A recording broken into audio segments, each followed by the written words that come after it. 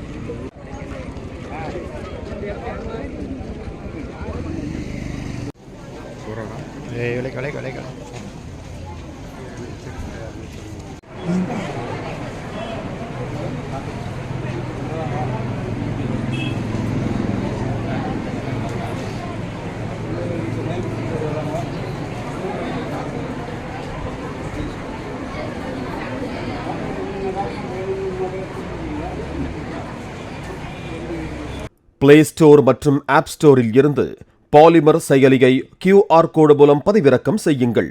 செய்திகளை உடனுக்குடன் பெறுங்கள்.